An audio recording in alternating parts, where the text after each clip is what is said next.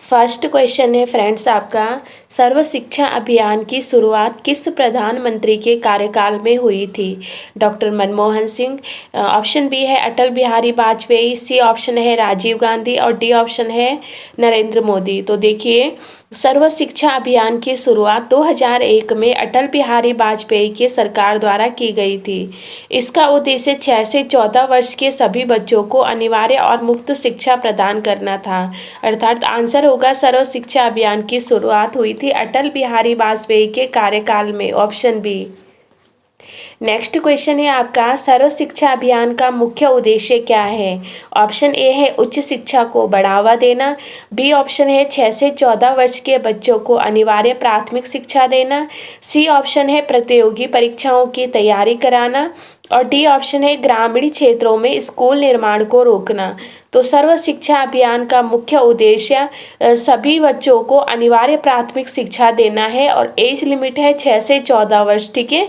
तो सर्व शिक्षा अभियान का मुख्य उद्देश्य सभी बच्चों को मुफ्त और अनिवार्य प्राथमिक शिक्षा देना है, जो कि संविधान के अनुच्छेद 21A के तहत एक मौलिक अधिकार भी है। नेक्स्ट क्वेश्चन है फ्रेंड्स आपका, सर्व शिक्षा अभियान को किस संवैधानिक संशोधन से जोड़ा गया है? ऑप्शन ए है 42वां संविधान संशोधन, बी ऑप्शन है 52वां संशोधन, सी ऑप्शन है 86वां संशोधन और डी ऑप्शन है 73वां संविधान संशोधन। तो देखिए 2001-2 में जो 86वां सन 2002 में हुए 86वें संविधान संशोधन के तहत अनुच्छेद 21A जोड़ा गया और उसमें 6 से 14 वर्ष के बच्चों के लिए मुफ्त और अनिवार्य शिक्षा को मौलिक अधिकार बना दिया गया। अर्थात सर्व शिक्षा अभियान को भी इस संविधान संशोधन से जोड़ा गया है, सी ऑप्शन करेक्ट हो जाएगा।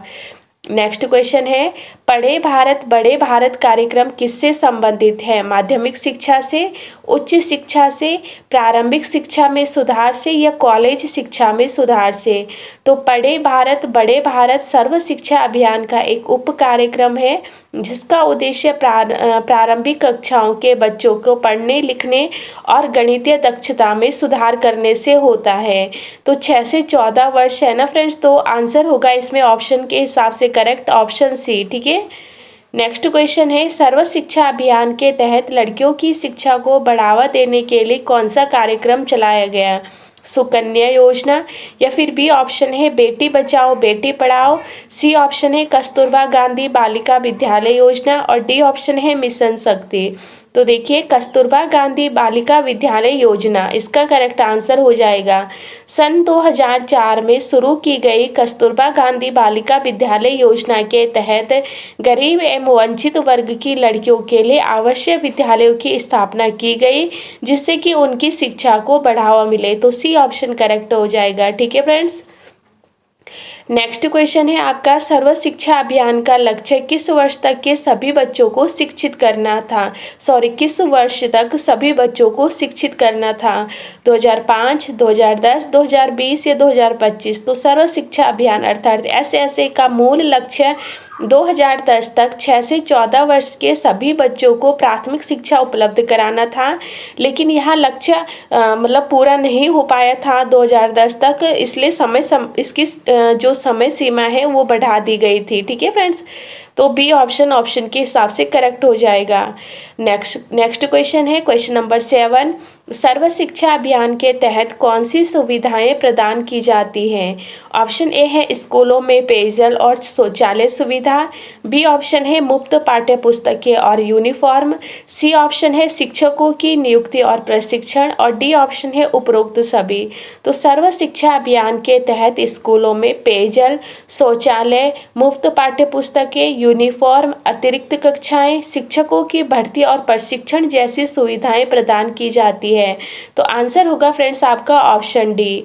नेक्स्ट क्वेश्चन है, सर्व शिक्षा अभियान के तहत विशेष आवश्यकता वाले बच्चों के लिए कौन सा कार्यक्रम लागू किया गया है? समग्र शिक्षा अभियान, समावेशी शिक्षा या राष्ट्रीय बाल योजना या मिशन समृद्धि? तो सर्व शिक्षा अभियान के तहत समावेशी शिक्षा कार्यक्रम लागू किया गया, जिसका उद्देश्य विकलांग और विशेष आवश्यकता वाले बच्चों को मुख्य धारा की शिक्षा से जोड़ना है। ऑप्शन बी करेक्ट हो जाएगा, ठीक है फ्रेंड्स।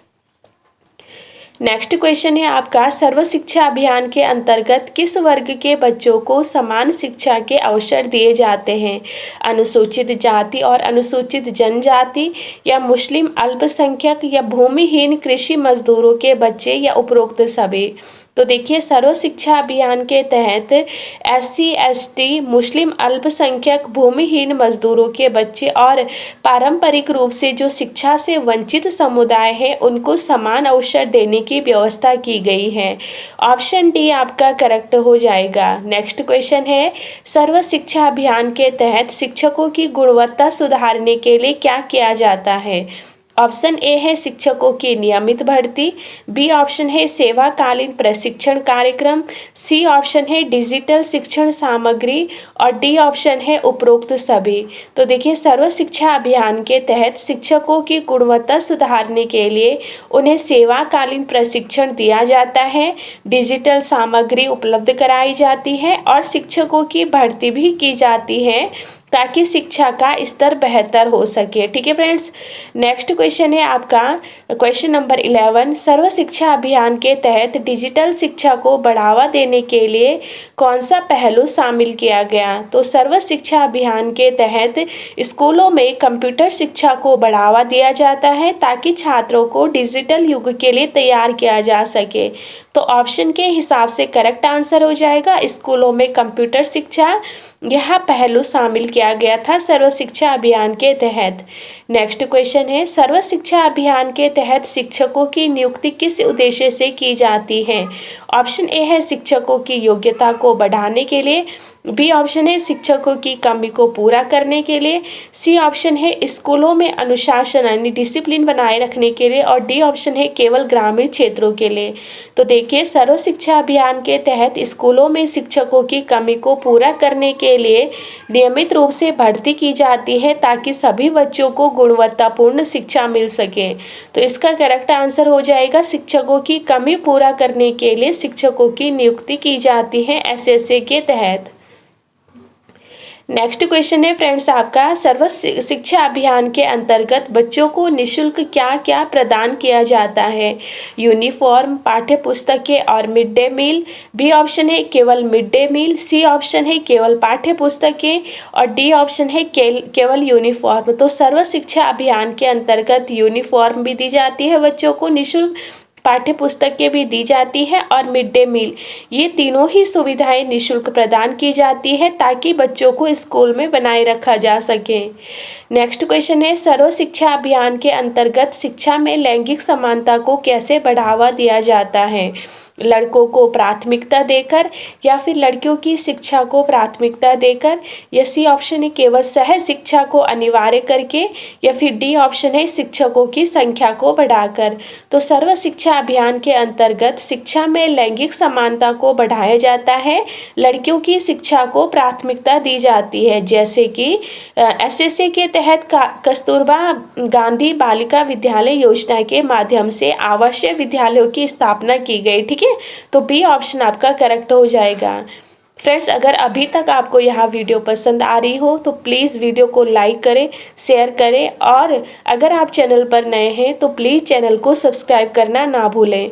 नेक्स्ट क्वेश्चन है फ्रेंड्स आपका, सर्व शिक्षा अभियान के तहत स्कूल छोड़ चुके बच्चों के लिए क्या किया जाता है? उन्हें शिक्षा छोड़ने की अनुमति दी जाती है, बी ऑप्शन है वैकल्पिक स्कूली शिक्षा की सुविधा दी जाती है, सी ऑप्शन है उन्हें निजी स्कूलों में प्रवेश दिलाया जाता है, और डी ऑप्शन है उनके लिए कोई विशेष व्यवस्था नहीं की जाती है।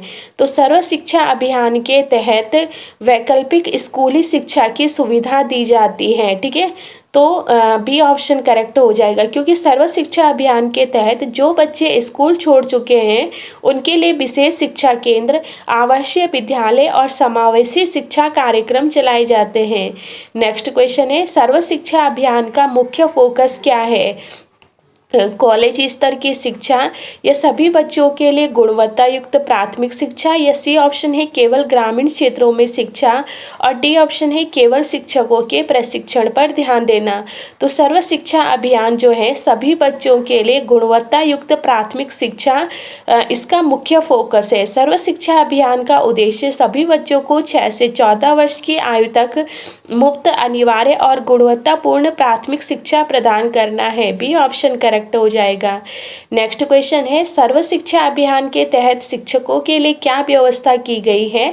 ऑप्शन ए है शिक्षकों को नियमित प्रशिक्षण दिया जाता है, बी ऑप्शन है शिक्षकों की छंटनी की जाती है, सी ऑप्शन है शिक्षकों को केवल निजी स्कूलों में रखा जाता है, और डी ऑप्शन है शिक्षकों को स्कूलों में मुफ्त शिक्षा देनी होती है। तो एसएसए के तहत शिक्षकों की गुणवत्ता सुधारने के लिए सेवाकालीन प्रशिक्षण और कार्यशालाएं आयोजित की जाती हैं ताकि वे आधुनिक शिक्षण तकनीकों को अपनाएं। ठीक है फ्रेंड्स, तो ए ऑप्शन करेक्ट हो जाएगा, शिक्षकों को नियमित प्रशिक्षण दिया जाता है।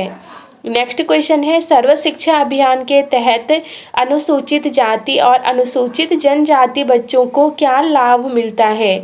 ऑप्शन देख लीजिए, केवल छात्रवृत्ति दी जाती है, बी ऑप्शन है उन्हें विशेष सहायता और सुविधाएं प्रदान की जाती हैं, सी ऑप्शन है उन्हें अलग स्कूलों में भेजा जाता है, और डी ऑप्शन है उनके लिए कोई विशेष योजना नहीं है।